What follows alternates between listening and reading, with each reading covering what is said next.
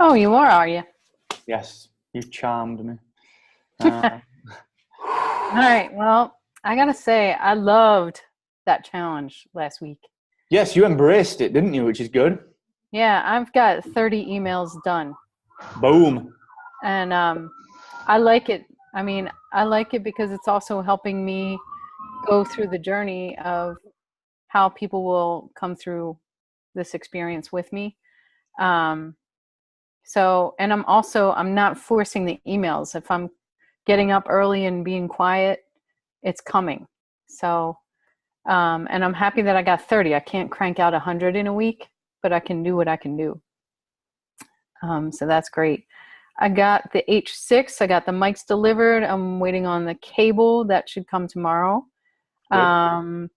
As far as AWeber, do I just call them and sign up? Like, what is the step I need to do to connect that to my landing page? So if you just go through the link, the aweber.com, just go on there, get signed up as normal. You'll get taken into your account. And then what we can do from our side is just really quickly link that up. We just need the API key, which is a 2-second job. All right, cool. So we can call that up. All right, I'll just follow the link. Yeah, just do that, and then we can link the API up via support. It's a 2-second job to do that, which is good. Okay, and then also I got a bill about related to a URL that I did not renew. Okay. I don't know. Do I just reply to the email? Just check who it's from. Maybe just forward it to support. Just double check that one, or maybe raise a new question. And maybe screenshot it. Just have a look who it came from, whether it's from us or from another domain registrar. It's from podcast websites. In that case, yeah, you can. You should be able to reply to it. But if I were you, I'd just put a new support requesting so it's nice and boxed off.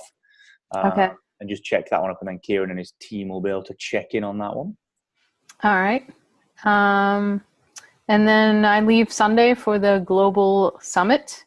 I have a conference call tomorrow and then a meeting at the summit for another role that I'll be doing during and after the summit. Very exciting. There's more than 800 people signed up from all over the world. So that's really cool. Well done. That's awesome. Yeah. So yeah, I'm feeling in the zone. Good. Well done. Yeah, you've had a really good week at it as well. And we'll chat with the H6. I know it was quite vague advice, but it is literally just read the first 4 pages of the manual. And I knew we were chatting today, so I wanted to leave it like that, because it usually what they do is it will be like a very quick start. Like, okay, step 1, plug this in. Step 2, press this. Okay. That's how I need it. Yeah, honestly, they're actually really good for that. So, and then you and I can then chat on that in a little bit more specifics. But yeah, I need to hit the ground with that. And then my one other question, and you and Carm can advise me on this, but Carm, did you say you had like a lanyard that you wear the H6? Or what is the best way to have that with me to transport? Like to actually do the interview? This, but I took on you see that little the ringlet? See that ringlet? Well, it allowed me to take a lanyard and just hang it from my neck. And so while I was actually doing mobile, I was at a cocktail party and I was doing interviews. And in order not to put this in my pocket, and I wasn't using these mics, it, if you will, from the lanyard, it hung right here on my chest. And I was able to make sure, flip it up, read it, make sure everything was recording right. I could hit a pause and continue. So it was like, I have a mic, I have two mic. Really, literally, I gave the mic to an individual, so I didn't have to keep going back and forth. Okay, cool. And so anyway, that's all. I just figured out how to put this little hook and put a lanyard so it would hang around my neck. So it didn't feel heavy on your neck? No. You know what? Even if it does, tough it through, because sometimes it's not pretty doing what we do. You're right. And you did that without mics? No, I had 2 mics. Okay, cool. Yeah, I just ordered. I walked up to a guy and I said, "Hey, listen, can we do an interview?" It was a very interesting yet noisy cocktail party, but it was I was trying to summarize the day of training that these people went through. And I edited it up and included it in the podcast. Well done. We're going to be doing the same, actually. Sorry, I've got a bit of lag there. We're going to be doing the same at Podcast Movement as well, Andrea. So we can look at the setup and just emulate it. But the reason I chose the H6 and recommended that for you is that it works basically just really analog. So you like with my stuff, it's digital. Like I've got the worst one. Mine's not as good as yours, and it's more complex. So it's like much more worse. Much more worse. So you can just literally turn, like Cam will testify to it, you just turn the knobs for the input. If someone's too loud, you turn them down. Okay, cool. It really is that good stuff. All right, man. Actually, Cam has got the same as me, I think. You've got the one up from us. Yeah, you have. You've got the one up from us. There we go. Yeah, look, that's definitely a lanyard. All right, cool. All right, that's great. In there. And by the way, this one is one of those little clippies. You see it? Yeah. All right, I probably have one of those. Yeah, you'll have it from an event. You could even just take your lanyard from the event and clip it on next to the badge. Okay, cool. I have an H6, Andrea, so I can help you as well. Boom. Oh, thanks. Cool. Raf on point. I am stepping into it. That's good. That's good. Yeah. Deep into the pool. What mics did you get, Andrea? I got the it's the renamed electronic voice. Is that what it was? Oh, the EV one. Yeah. Yeah, I got the EV, and I got the the one that's recommended. They no longer make, but they've renamed it. Mm-hmm. The D767, I think. Yeah. Yeah. It's a good one, that. It's a good one. It's a little bit higher gain than the Shure or the Sennheiser ones, so you'll get a little bit more bang for your buck. Well, so Andrea, we definitely have to get together because I have ATR 2100s. I even have, what's that fancy one? The gold one, Mark, that I told you I bought from. You bought the Heil PR40. The Heil PR40. He's like. Time. Well, but what I'm saying is, since we're close, we can get together and you can try them all out, so you don't have to spend the money, and you can say, oh, I really like this, or I don't like that. And that seems to be how it works, where people start getting mics and start changing them out like underwear. I don't know. I thought I was going to buy one and keep one, but. Dude, you put the super in superfluous. Honestly, it's perfect. No, it's the Heil's a really good one for the desktop and yeah, it's a permanent thing. It really is good. Cool. All right, Andrea. Well done. Nice work on that one. We can chat on the hardware as well. But yeah, when the leads come, plug them in, turn it on, start recording, and just literally see what happens with it. Just check whether you've got a card, an SD card in your package as well. If not, you might just need to go to Target and grab one. Okay. But we can chat on that. It's like, cool. Nice work. Raf, I'm going to hit you up, sir, because you've had a big week of things. Give us the rundown. Yeah, it's been a really, really crazy, successful week. Met with challenges, but so the main focus in building this whole entire business is that my shift and my pivot has been that family first. So it's a win and a challenge at the same time. So my challenge is that I had to give up my podcast movement week for family stuff. So that's a win in itself as well. My wife was really excited that I was able to be selfless, and we have a lot of family issues. My mother-in-law is sick. She lives in Houston, or relocated to Houston. So my wife tries to fly out once a month, and we were kind of checking the schedule for the rest of the summer. And that July week was the only week. And so I went to her a couple of days later and I said, hey, listen, take that week. And then we're going to make a vacation out of it. So like a family thing. So the big win was that my family's getting involved with Served. So that's very exciting. It's something that I always wanted. My son, over the weekend, we were talking about webpage designs. So I asked him, do you want to help me design my webpage? And he's like, yes. Mm-hmm. So we're going to make it sort of we're going to sit down and watch the videos and actually start wireframing something or drawing something up. I don't know what we're doing because he's just going to help me. Earlier in the week, I went to a veterans event, passed out 137 stickers. So that was a huge win. Nice. Well done.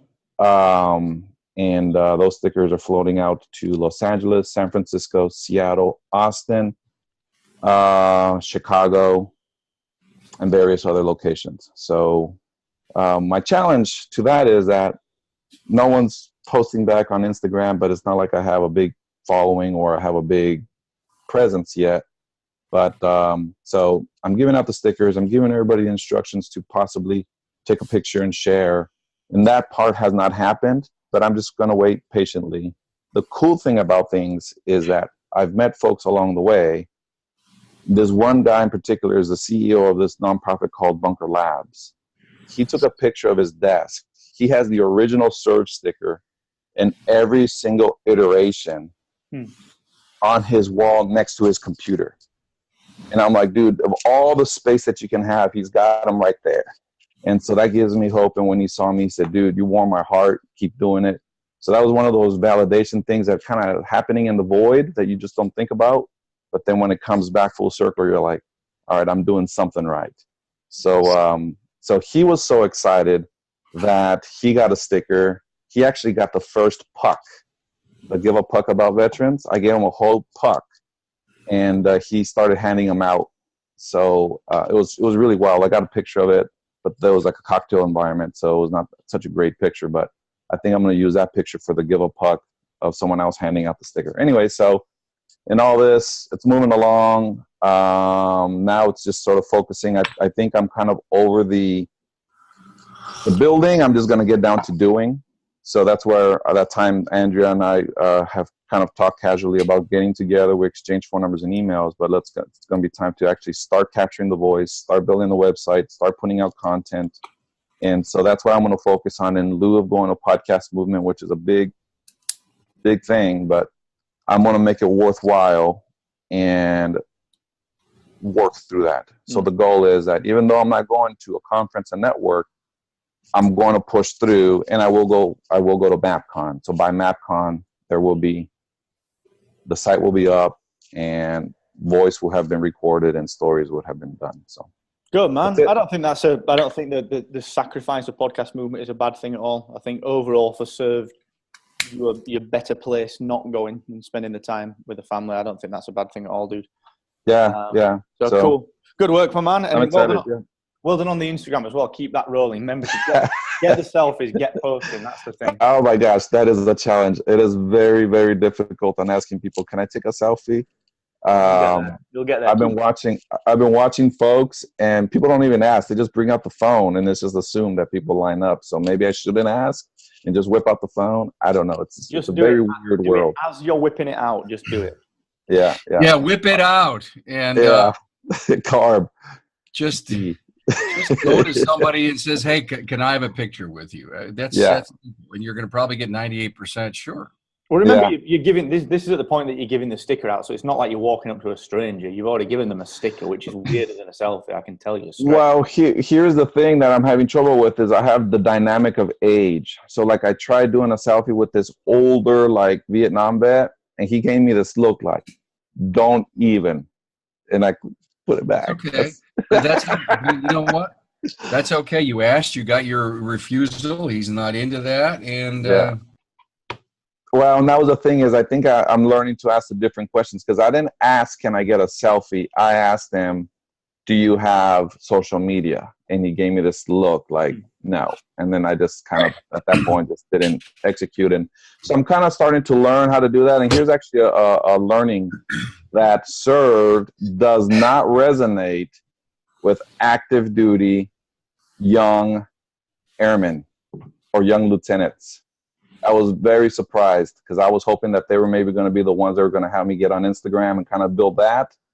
I wasted a bunch of time and stickers. Not I wasted because they're exposed to it, but they don't get it. So then I had to kind of reflect upon when I was a young airman, and I actually didn't start getting into quote unquote into the Air Force or my military service until around my 6th-year mark. So that's actually redefining my avatar, which is actually good because I'm now the avatar used to be sort of wide. Now I'm sort of zoning in. And then the other thing, one last one, I didn't get to do the 100 emails, But when I this weekend went over to an amusement park with the family, took them out impromptu, spontaneous raft style. Friday, 11 p.m. Everybody get in the car. We're going to Williamsburg, and we arrived, and it was a fun weekend. But while I was at this amusement park, I had like a flash inspiration, and I actually have about 30 different T-shirt designs. So little quotes on T-shirts. So like my favorite one is, "This isn't a fad, I served," and another one is "Trending since 1776." So little quips like that you can put on a T-shirt that kind of define what served is all about. So I'm excited about that. Good, man. Good. Yeah, keep me posted on that. We can chat on that. We've got to remember the purpose of the emails as well, which is something I'm going to talk about today. Okay, awesome. So cool, man. Nice work. Calm. Wins challenge. How's week one with Rick the VA been? A very interesting week. Created a Slack page. I think I tagged on to what we were doing, and so I found it inspiring. It was fun. The 12-hour difference is a huge challenge, bigger than I kind of thought. He has a sick child at home, a baby on the way. There's a lot going on in his world, and I kind of had to narrow down when he was actually going to do work for me. I paid my first weekly pay on Sunday, and it was a great meeting this morning we had together to put things in focus and online. And I'm kind of just working on how we do the training. I'm doing a lot of videos, forcing him to actually do an entire episode from soup to nuts. I sent him the audio file. I want him to write the show open, the show close, the actual show notes. I gave him plenty of time to do it as he learns from the other things, and I walk him through. And I think it kind of reminded me, everyone, of, you guys were talking about it. I've got 5 episodes. When do I click the publish button? And to this VA, I think he's just to the point where I said, would you please, when I talk to you tomorrow, I want to see some movement on this episode. Don't be afraid to put pen to paper, finger to keyboard, and move. And so I know he's got it, and it actually took us a week to make Google Drive work. So he's got all of the content and all of the stuff that he needs to have. And of course, I could not upload the entire Google Drive stuff at my house because you guys know I work on a 4G wireless router and I have limited bandwidth. So knowing that my son has that fiber optic at his house and I have a new grandson there, it was excuses for me to go and to hang out there and use Matthew's bandwidth. So I actually twice last week I went there and made 2 steps through to get Google Drive up to speed. So now I've got my VA totally in sync with everything that he needs to have. Interesting, tomorrow I've had this idea of going out and recording a roundtable here locally in Buffalo. And that one of my sponsors holds this breakfast meeting every month, and I sit there and I wish I had microphones everywhere to hear the great things that are going on. Well, I invited the entire team. 3 of them accepted right away. And so tomorrow I'm doing my first immersion, if you will. I don't even know what we're going to talk about until tomorrow morning when I say, hey, so what's been going on the last few weeks? Boom, boom, boom. We're going to go around the room and we're going to attempt that somebody talks about an issue they have, kind of like what we're doing here today. What's a win and what's a challenge, and have everybody chime in to support that individual. So I'm going to see how that goes. One of the members of this panel has this gorgeous facility in a beautiful mini conference room. So that's what we're doing. That's tomorrow. Challenges is just now not only just keeping up my workload, but to bring on the VA. And you know what? I'm a possibility thinker. I see the light at the end of the tunnel. I'm excited about that. And Mark and I's call last week, I only have 4 more podcasts, new ones to do. So what the shit? Barely anything. Surprised you've not even finished them by now. PhD. You know what PhD means? Pile high and deep. Cam Capriotto, PhD. By the way, I sent you a direct message in Slack on Saturday. Check it out when you have a chance, from Mark. I haven't replied to that, actually. I don't see it. Let me go check. Sorry. Oh, no. I typed the reply and then it apparently didn't press enter. Well done. I'm looking for your opinion. I need your opinion. Yeah, I'll have a look at that then after this mastermind, dude. All right, man. Yeah, that's cool. Cool, man. Good. Well done with Rick. I know it is a bit of a challenge doing the training and stuff, but it's definitely worth it. So well played. That's going to be so good for you. A good call as well last week. Really good. Yeah, it was. Thanks. You're welcome. Cool. Thank you very much. And Louisa, hello, wins and challenges. What's the week been like? Yes. This week we're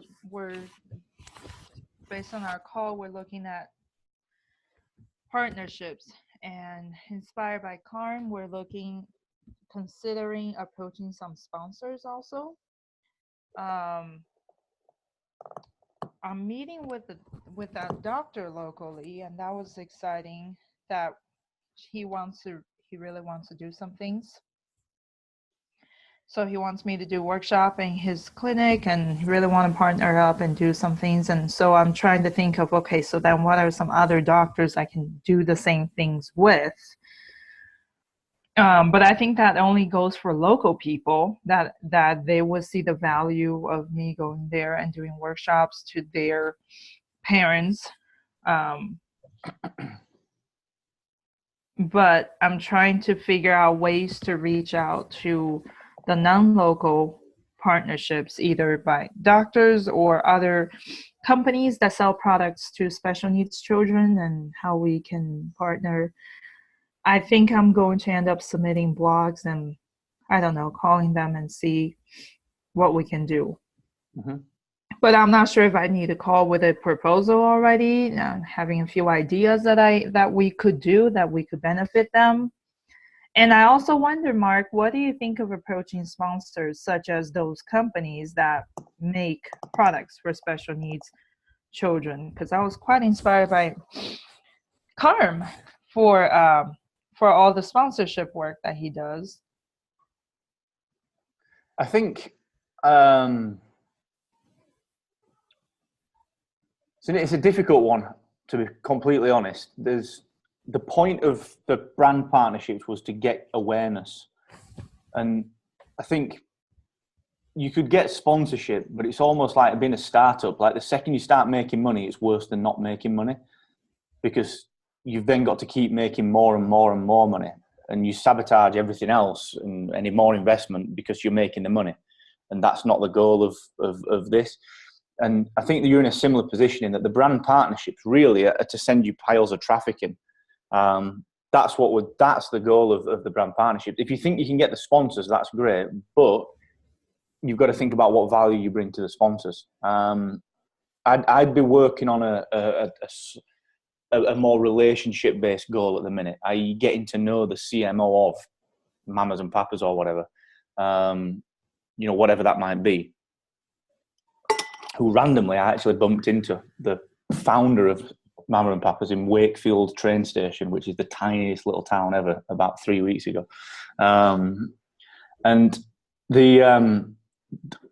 If you can ask for the sponsorship, it's about asking at the right time. Because if you just went in now, you're going to go in cold, and what they'll ask for is, why should we sponsor you when we can just go and sponsor another? We could go sponsor, because they've got the money to do it, cereal, and there'll be enough of their 5% that are interested. But because it's a 90 million download podcast, 5% of that is well worth that broad stroke. Whereas with you guys, they'll be like, okay, what are your numbers and so on. The challenge that you've got, and it's what Karm's done so well, is that, you'll not mind me saying this, Karm, but your numbers, you're not 10,000 episode. You've got the relationship in the niche. So I think that, Louise, that's what you've got to do. You've got to position yourself as the expert, which is through that content. It won't take long. Might only take 3 months or 6 months, but going in with the sponsorship to start with, it's going to instantly put people on the back foot. So I'd recommend going in and offering them just really desperately good stuff. So offer content, partnerships, even contests, going in there and saying, actually, we'll put half a prize in where we'll say, okay, we're going to give 5 families the chance to come to a retreat or an online summit or something, but you guys are going to put your products in, and it's an equitable thing. just go in there not asking for stuff, I suppose is what I'm trying to say. Go in there offering things. Because one of the things you got to remember as well is that even though we're kind of in this audio space and this online space, podcasting is still like 0.3 billion in advertising revenue, and that's reserved for the top tier of advertisers, really, of the top tier of shows.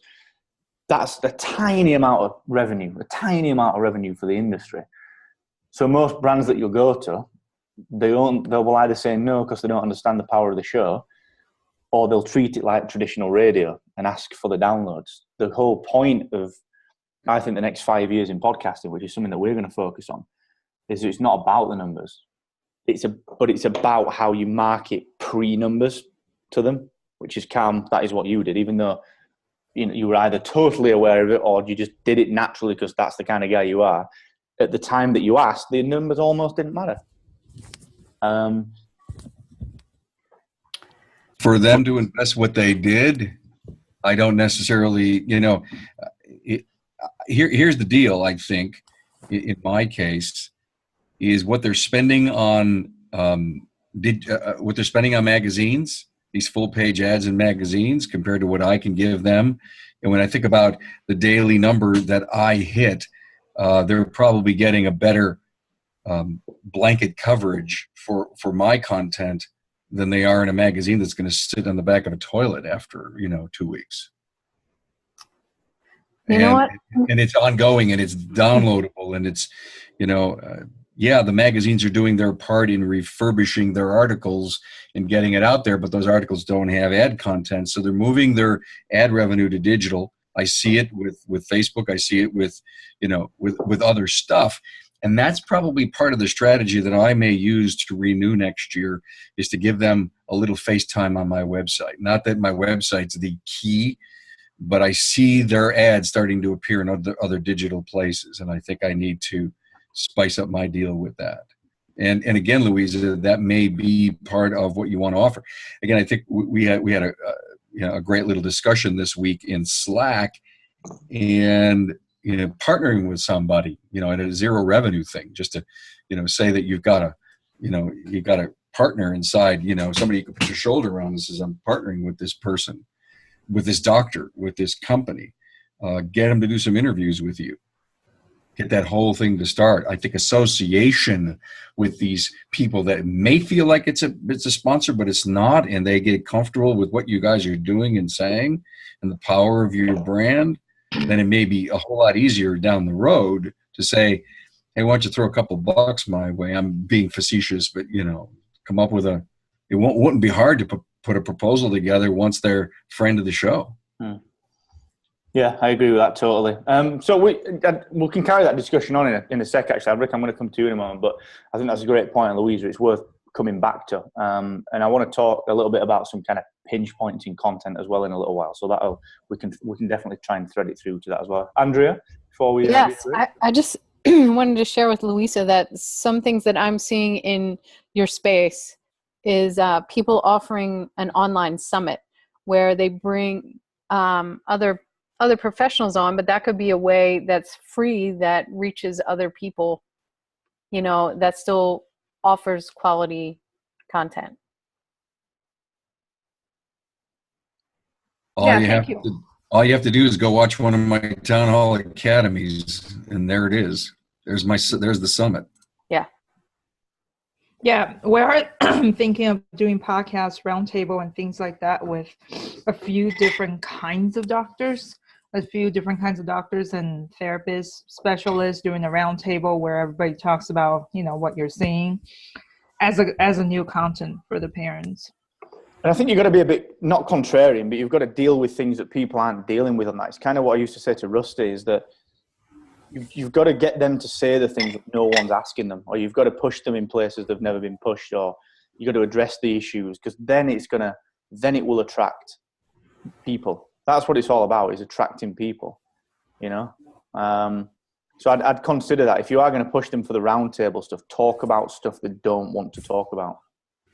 The other really cool thing about it is that now you're getting their network involved, and the sharing of that content out.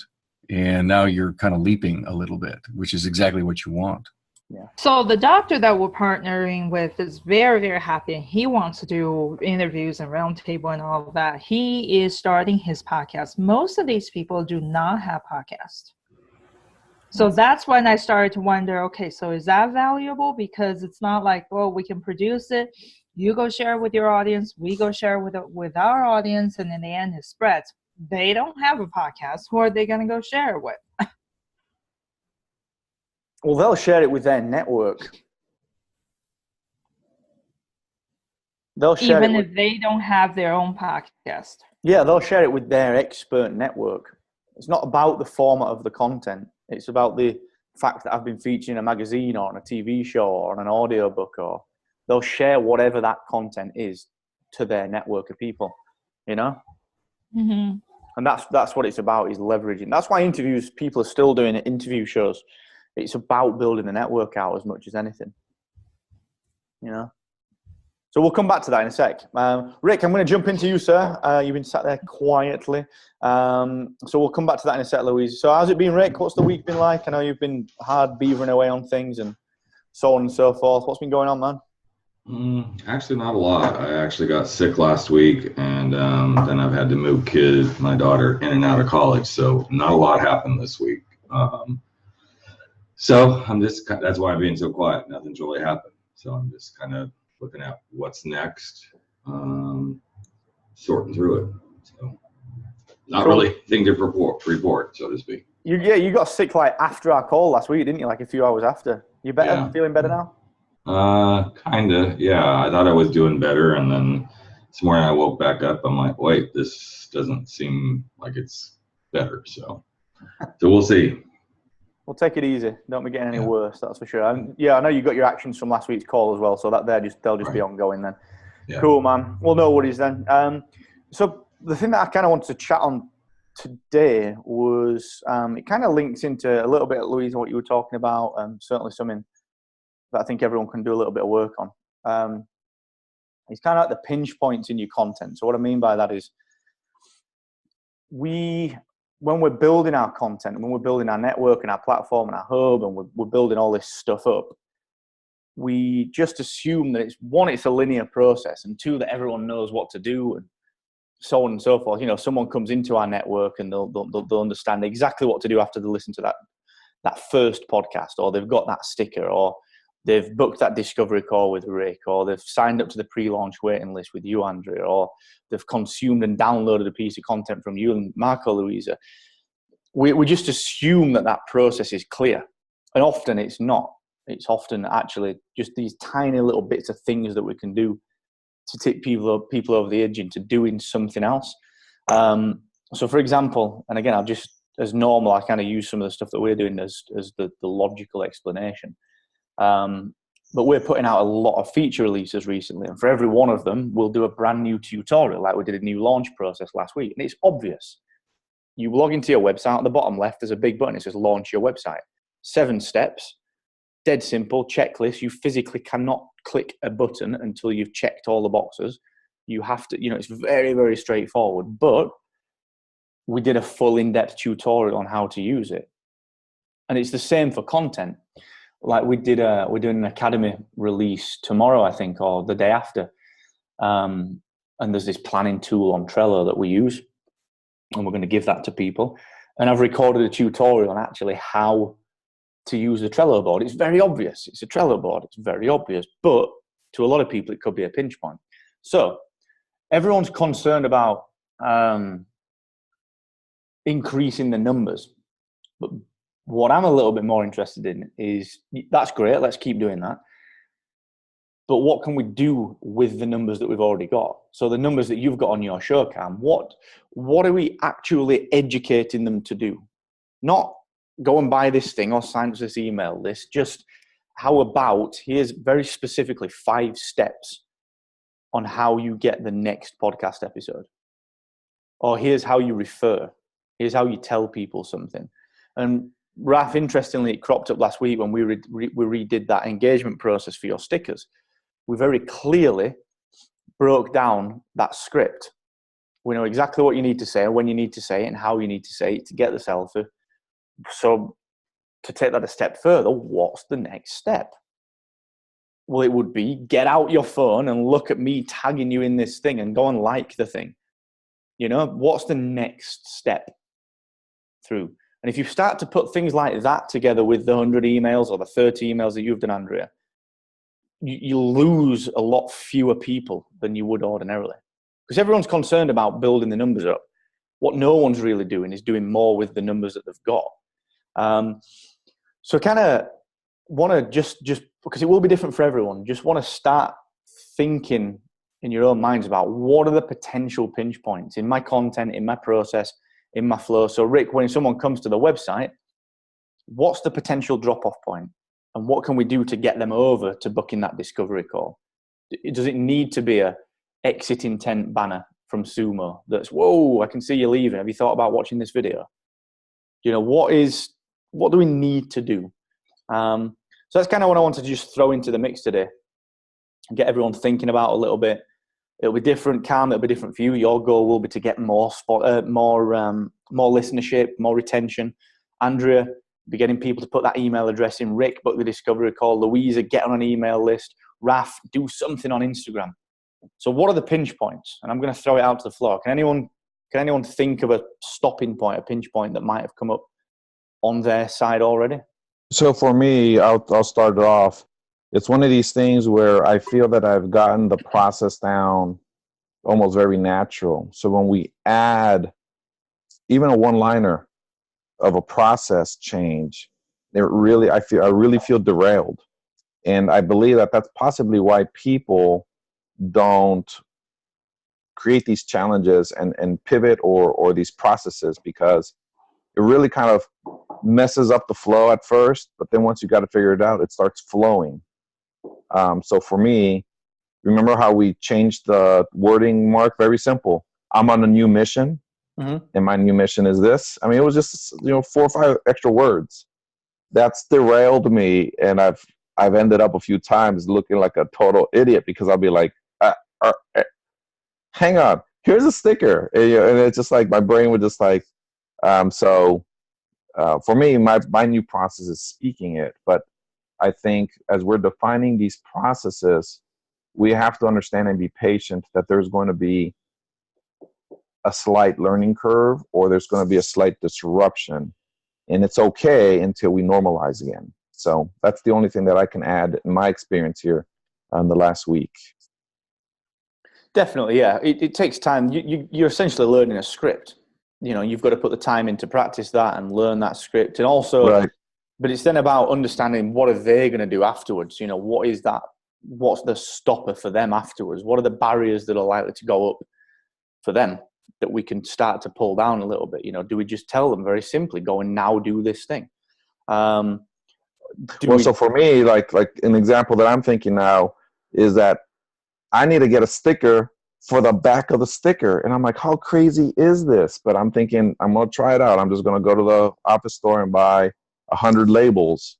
And the next 100 stickers, I'm going to put the label on the back. And on the back, it's just going to be a simple instruction, right? Thank you for your service. Step 1, stick the sticker somewhere. Step 2, share it on social media at served_vet. Step 3, give it away. I actually had someone ask me, oh, cool, this is a patch. And I said, no, it's a sticker. And so I'm thinking like, golly, the process is going to have to get down to the very basic of peel the back of this sticker.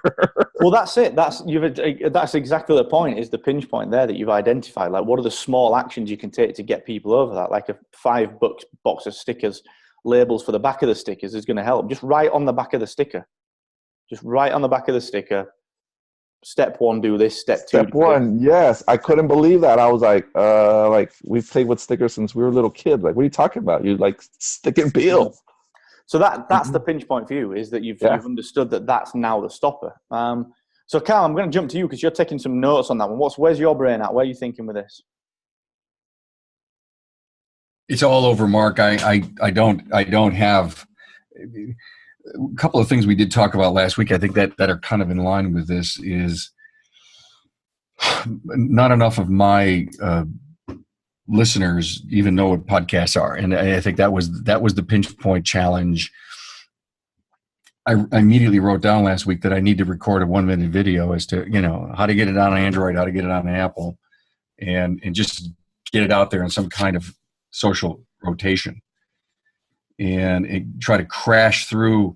God, I've heard about this guy, and every once in a while I have to be at home to go to his website, but I see all these other people doing this on mobile. 60% of the world's on mobile. So I think for me, that not only gets me, expands my audience and my listenership. And the other thing that I thought about, Mark, here, and I wrote down, is that I wrote down the words, put a bow on it.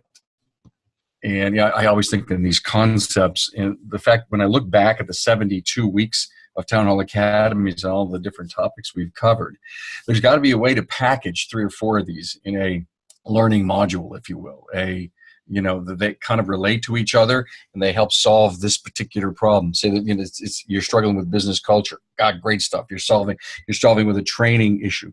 Put these things together. You have a leadership issue, and here's the leadership series. So how do we recycle content, or how do we help solve people's pain, their own pain points, their own problems? And that is to rethink how my content gets repackaged, and come up with some kind of campaign. And I don't know if it's just me doing more Facebook Lives and sharing that idea. I got to find the themes, and again, I always believe that every time I come up with a new way to sell it, I'm finding a new, 1 or 2 new listeners, because I crashed through I crashed through their screen that they have up, their learning screen. Find that serendipitous moment that says, "Oh, I get it. Whoa!" And because that's what I'm doing. I'm an educator, and I just need more people to come on board and go to school with me. Well, I think that's the thing as well. You've got to consider as well, there are 2 lots of pinch point there. Number one, your library is actually a problem. The size of the library is a challenge. So breaking it down and categorizing it is going to be easier. And repackaging it in that way is great. But there's also the how to get to school. Like, it's always brilliant saying more people need to come to school, but if you've got to beat down the bushes and the shrubbery to get to the path, it's a pain in the ass. No one's going there. So you've got to figure out how to get those people into the right place. What can you do a campaign around listening in the car? Can you do a campaign about that boring Friday afternoon that you really don't want to be working, but you've got to do, so why not make it better? What can you do with that kind of setup, or that Saturday morning that the industry has to work? Yeah. Well, I promote that, Mark. I promote, I've got a couple of really great posts in social, and in Edgar, I may put it out late Friday night, but I absolutely early Saturday morning. I have a picture of a computer, my logo on it, and I call it Saturday Morning Catch Up. Perfect. And yeah, but then again, but if you think then about the kind of pinch point, like, is there a pinch point there where you mentioned it? Like, here's how you then get it on Apple and Android. So it's like, okay, here's how you get the Saturday catch up on Apple. Well, frankly, I have a page called Social, and on that social page, where all my social connections are, where you could link to them, I also have the link to the Apple and the link to the Android download. So it's there, it exists. I just got to get, and I talk about it maybe every 2 or 3 monologues that I do. I remind people, I just do are you listening? And it's one of those, I try to create a mental picture. Are you listening on a desktop? Would you love to go mobile with the podcast? Here's how you do it. Mm-hmm. Okay, interesting. Yeah, I think, and thinking a little bit laterally about it as well. So, Andrea, I'm going to jump up to you. What's going through your mind at this point? Like, what would be the stopper points for people coming into your ecosystem? Because you think about it, you're kind of like, okay, you're at the beginning of this. People are putting their email address in. You've got 30 emails generated already. Where would be the stoppers? Where would be the pinch points? Or are we actually in front of that at the minute with where we are?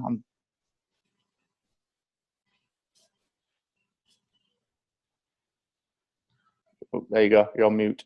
Oh, sorry. There you go.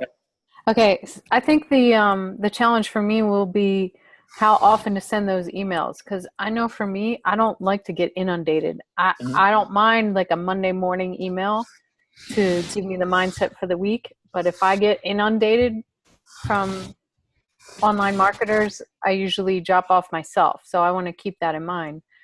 So I guess figuring out what the balance is of how much is too much and how much is enough to engage them and keep them moving through.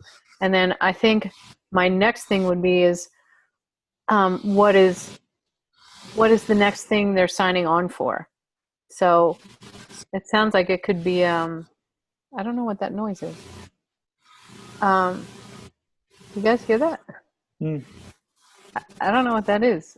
I guess the next thing would be what are they signing up for? Well, yeah, it would be. Think about what's the next step that you want to take on that quote unquote sales process. Yes. And then think kind of a bit deeper within that. What would be the stoppers?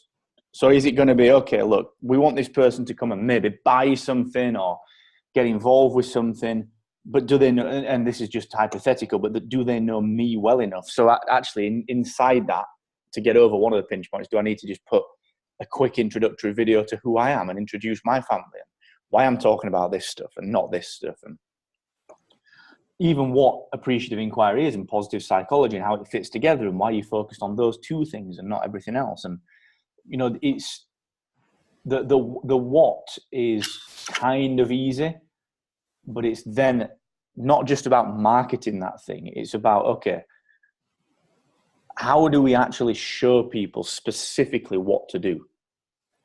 How do we show people specifically what to do? So you're right, defining that next thing is perfect. That's exactly what you need to do. Define what that next thing is. But then what are the mental barriers that people are going to face? What are the emotional barriers they're going to face? What are the physical barriers that they're going to face? And then coming up with a way around each single one of those. Let me make a mention about the number of emails, Andrea. I was absolutely in your camp. And what I realized is that as I subscribe to every magazine in the industry so that I can keep touch with them, I get an email from them every day. I probably get 15 emails from all these different publications, and they're talking about their content of the week. They're talking about their magazine of the month. They're recycling all the time. And so I took a look at it and I said, why am I afraid? Because I'm a content resource. I am, if you will, an audio magazine.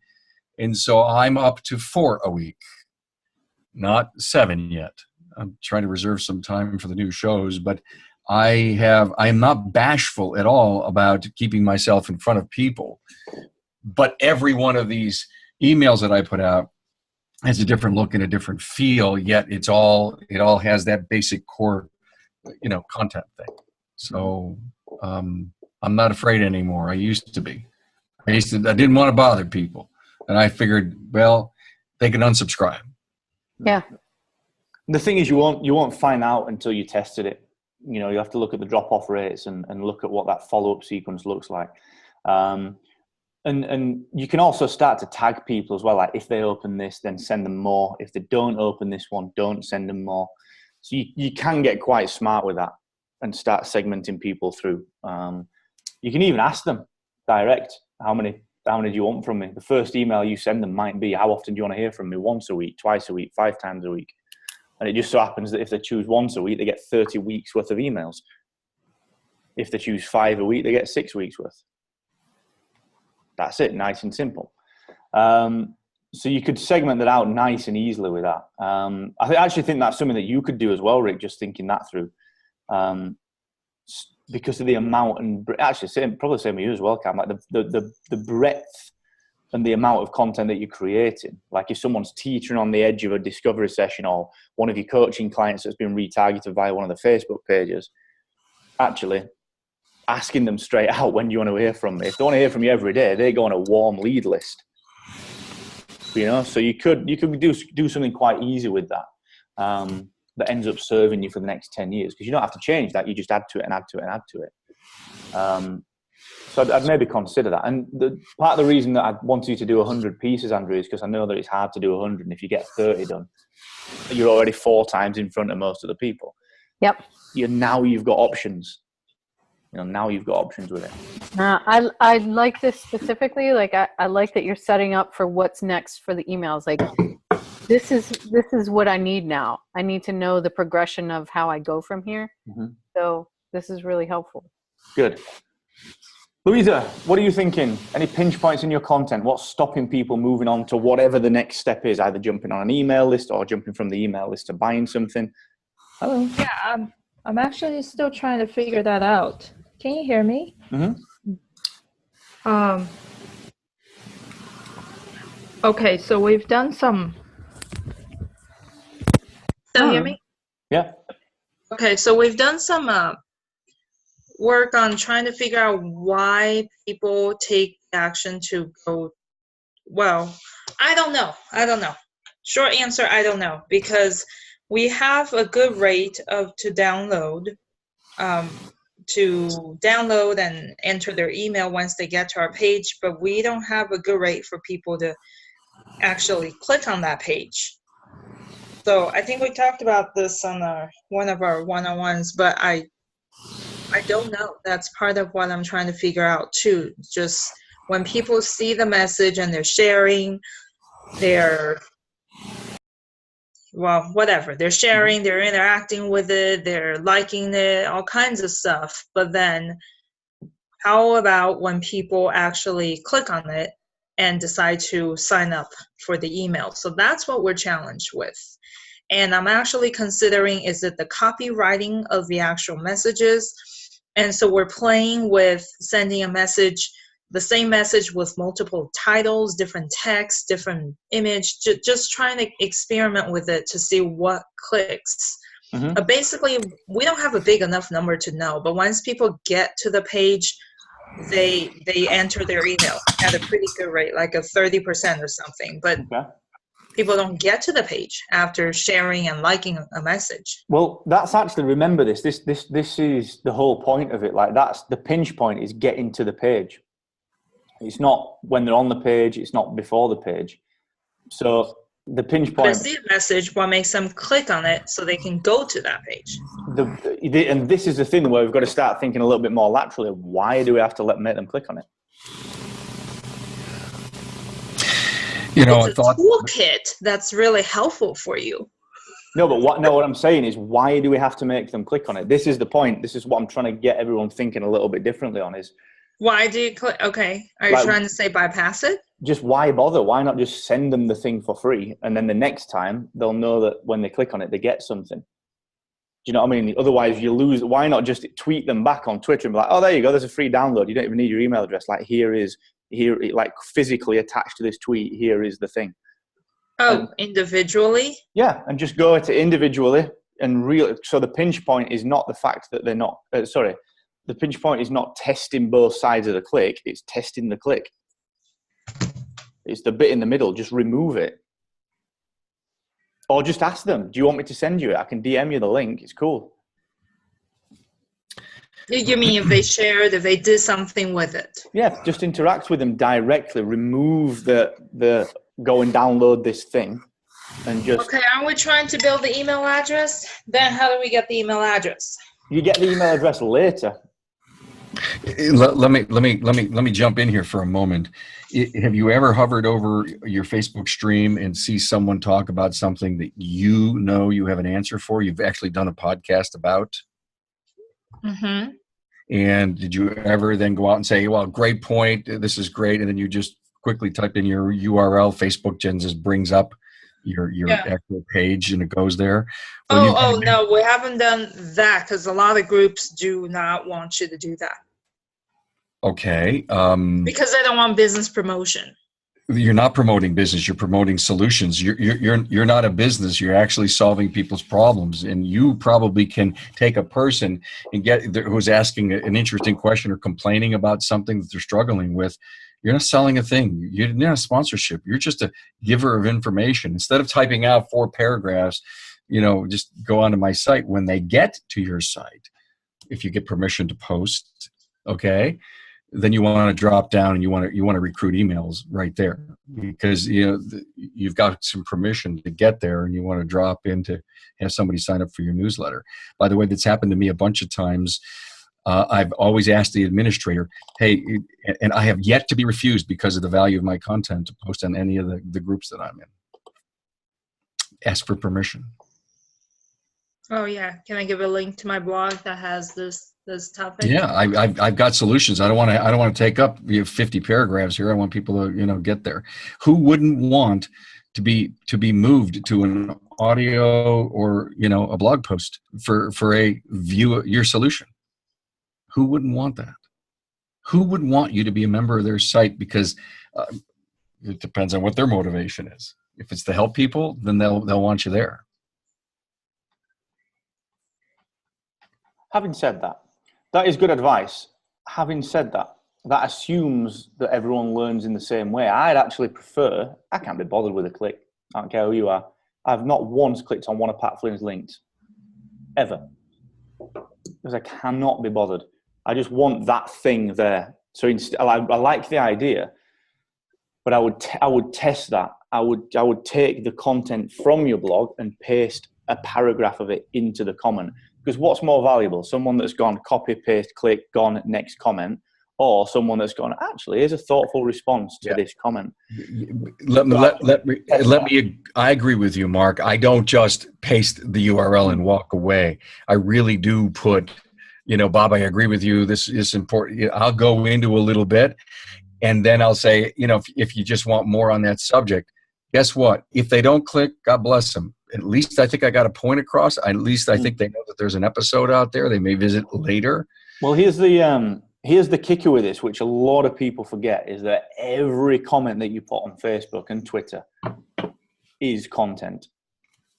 So what you're not doing is you're not using a comment to push content. Like that thing in itself it's a micro blog. It's content. It's right.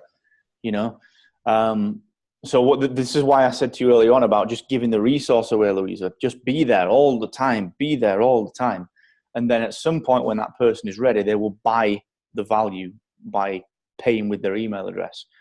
So if you can just give it away, if you can just purely say, do you know what? Normally we ask for an email address for this ebook, but just have it. It's cool. Just have it. It's fine. Like you weren't getting the email address anyway. What was the Pat Flynn example that you were talking about, Mark? That you. I was just saying I never clicked on any of Pat's links ever. Why? Can't be bothered. I don't click on anyone's links.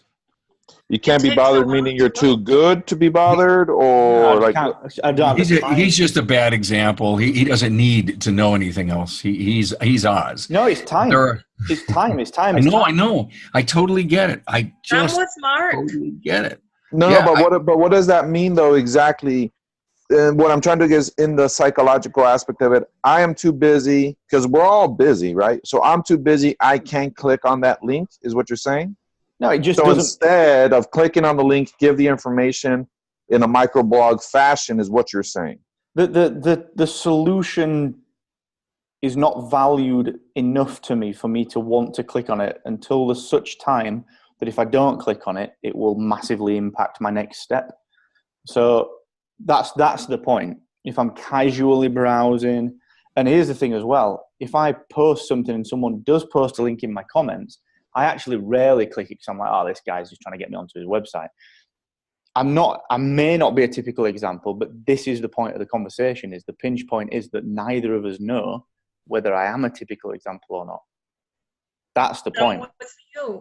So your solution is, what is your solution again? So to recap, your solution is don't put the link in there, or use the comment as a micro blog to. I think sort of plant the seed. All of the above. But the point is, like, Karma's great success with what he does, because remember, his market is different. Like, his market is not me. My market respond to me putting comments that have got links in them. But even though I do that, I wouldn't respond to that as a recipient of it. So the point is, just test it. Like, I'll even send videos to people, like we've talked about before. I might send a quick personal video if I know that person. So, Karma, if I see someone on Facebook and they're commenting, and it's someone that I've maybe not spoken to for a while, but I know they're on my email list, I will send them a quick video. So the point that I'm getting to is it's kind of not a one-size-fits-all, because Cam's obviously gets great results with that and it works. I wouldn't respond to that, and Louisa wouldn't. So it's kind of just, it's figuring it out. It's just figuring it, but that's the point of the conversation, was the pinch point. And I never want to look like I'm patronizing anyone, or I'm looking for leads and I'm looking for listeners. I may reply to a incredible thread that's going on. The thread keeps getting bigger and deeper, and I know that this entire discussion has been covered in a Town Hall Academy. And so maybe at the end of a 10 or 15 thread, I may open up and I'm saying, hey, listen, you've heard what I had to say before. Bob, you're right. Joe, you're right. I think, listen, just go out and listen to this academy. And, you know, a lot of the pain points, whatever I want to say, I'll tell them why. I've already probably explained earlier and brought my 3 or 4 cents into it. Yeah. And to me, so many of the threads that I see are wrapped up pretty bow on it in one of my episodes. Yeah, which is perfect. And that's the beauty of all of this is, and just to kind of, we'll wrap up in a sec, so everyone's got things to do, but this is why I'm actually quite keen on just giving everything away. Because you've got that much content, they are going to need an answer to something else at some point. So too many people will dive straight in. I'm not using the Facebook example, but they'll dive in generally and be like, right, well, you need to be on my email list for this thing. Yeah, fine, I get that. But the pinch point there may be, 1, I don't know how to get on the email list. 2, I feel like you're kind of just trying to get me on your email list. Whereas if it's, here, just have that thing. You just have the thing and then come back when you need it. And then go and have this other thing and then go and have this other thing. And then eventually they come, and the next bit of value is that important to them that they will dive in and give the email address. So it's just more about nurturing people through. And this is the other thing as well. We've got to remember, like back to that click example, people simply may not know how to do that. So if there's a quick video where it's like, hey guys, thanks for retweeting what you retweeted. Look, just if you want it, here's a quick video showing you how to get the download. Like a 30-second GIF of just boom, there it is. Boom, there it is, you know? Tiny little things, like with you, Cam. Record an iPhone screen. In fact, check out my Instagram. It might still be live. My Instagram story, I showed people how to get my podcast on Spotify. And that was it. That was it. I just recorded the screen. It was like 15 seconds. So how does this sound? Well, we're going to give the doctor a card in the hand to give to people that has a sensory toolkit for kids that have that sort of issues. So because he's seeing them in person and it's not online. So if we give him a card, then he says to the patient, yeah, you know, you can come to the workshop. This is the next time. Meanwhile, you can go download this toolkit. It's going to have something you can do with your child immediately. That's not a bypass. It's not about the toolkit. Like a toolkit doesn't matter. Like what's a toolkit? I've got a toolkit in my garage and I use it when I need to put a nail in the wall. Actually, what I want is the hammer at the time that I need the hammer. And I might be, the only, but I don't want the toolkit. I don't care about the toolkit. All I want is a quick win solution. So the idea is really solid, but what's that one biggest issue that someone's having? And then put that on the card. I will make your child go to sleep at 8 p.m. when you want him to. If you download this. Yeah, or watch this video or do this thing or whatever. You know, don't go toolkit. Everyone thinks because we like our stuff, we're going to brand it, it's going to be brilliant, we're going to just find like a really cool name for it. No, it's a hammer. Use a hammer to hit a nail into the wall. And that is it. Like, give them the hammer. Don't buy the gift set that's got all the bloody other stuff in it. Just give them the damn hammer. So, you know, that's what it's got to kind of be about. So the toolkit's a great idea and that process is a great idea. But what's that one thing? And this is the beautiful relationship that you've got with the doctor. Just say to the doctor, okay, what is the most common annoyance with parents? And if it's like, well, the kid's not behaving properly. All right, well, okay, now here's a free book or a free video on how to make your kid behave better. You know, 3 steps. Oh, okay. Give him links to videos.